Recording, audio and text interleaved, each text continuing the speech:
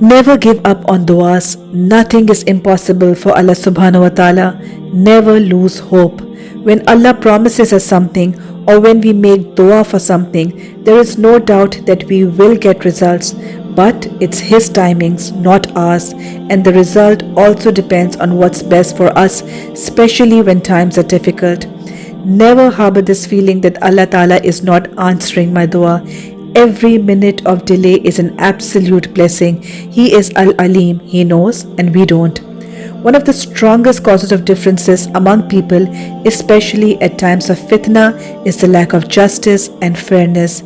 If a person strives to become fair to himself and to others, then many of the problems that arise, whether on the individual or communal level, will be solved inshallah.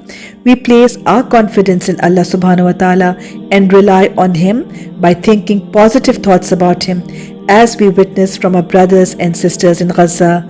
Never lose hope in Allah's aid, since it might be difficult to maintain hope and optimism when catastrophes multiply and escalate. We may be questioning why we aren't getting the relief we have been praying for, and this is a legitimate reaction.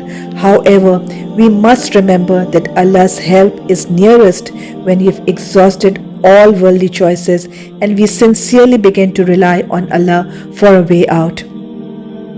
Allah tells us in Surah Al-Baqarah, or do you think that you will enter paradise while such trial has not yet come to you as came to those who passed on before you? They were touched by poverty and hardship and were shaken until even the messenger and those who believed with him said, "Where is the help of Allah?" Unquestionably, the help of Allah is near. And it is in this area that we require assurance. The material world's apparent hopelessness should never lead us to abandon faith. Instead, we should be like believers who grow in faith and declare, Allah is sufficient for us and He is the best protector. We know that there is something that is beyond, and our ultimate abode is paradise, inshallah. Our brothers and sisters' test is in being on the ground, and they will be rewarded and elevated accordingly. We have no doubt in that. Being on the outside is our test. What will Allah question me about? Did we channelize our rage in good ways?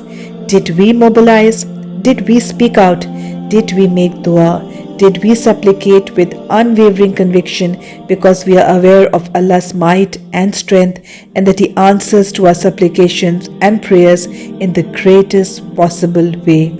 We find many examples in the Quran when the believers worked on their faith, they improved their connection with Allah subhanahu wa ta'ala, turned to Him and chose truth, and Allah was with them when the most severe test occurred. He calmed their emotions, guided them, and empowered them. So ask yourself, when things normalize, where will I stand at that time? Will my life remain the same as it was before? Or will I live by the Quran? Be submissive to Allah subhanahu wa ta'ala and follow the sunnah and path of the Sahabas. Just think and reflect.